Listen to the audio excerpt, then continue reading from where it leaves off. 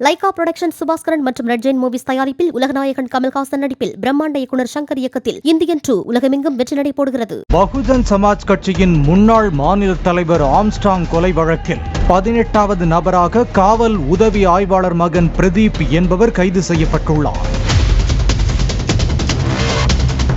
கைதான வழக்கறிஞர் அருளிடம் 2ஆம் கட்ட விசாரணையின் போது பல அதிர்ச்சி தகவல்கள் வெளியாகியுள்ளன. ஆம்ஸ்ட்ராங் கொலை செய்யப்பட்ட போது குறைவான மக்கள் நடமாட்டமே காணப்பட்டுள்ளது. இதனை அறிந்த பிரதீப் என்பவர் வழக்கறிஞர் அருளிடம் போன் செய்து தகவல் கொடுத்தது தெரிய வந்துள்ளது. மேலும் வழக்கறிஞர் அருள், பொன்னை பாலு, திருமலை ஆகியோருடன் பிரதீப் தொடர்ந்து பேசி வந்ததும், இவர்களிடம் பேசுவதற்காக மட்டும் தனியாக ஒரு செல்போனை வழக்கறிஞர் அருள் பிரதீப்பிற்கு வாங்கி கொடுத்ததும் அம்பலமாகியுள்ளது. மேலும் பிரதீப்பின் தந்தை திருநாவுக்கரசு சென்னை ஆயுதப்படை பிரிவில் உதவி காவல் ஆய்வாளராக பணியாற்றி வருகிறார். காவல்துறையில் ஊர்காவல் படையில் பணிபுரிந்து வந்த பிரதீப் தற்போது சஸ்பெண்ட் செய்யப்பட்டுள்ளார்.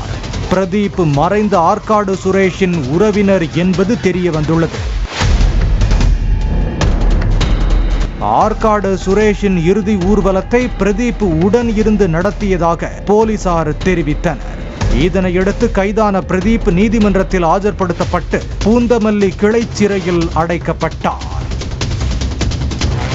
லைகா புரொடக்ஷன் சுபாஸ்கரன் மற்றும் ரெட் ஜெயின் மூவிஸ் தயாரிப்பில் உலகநாயகன் கமல்ஹாசன் நடிப்பில் பிரம்மாண்ட இயக்குனர் சங்கர் இயக்கத்தில் இந்தியன் 2 உலகமெங்கும் வெற்றி நடை போடுகிறது.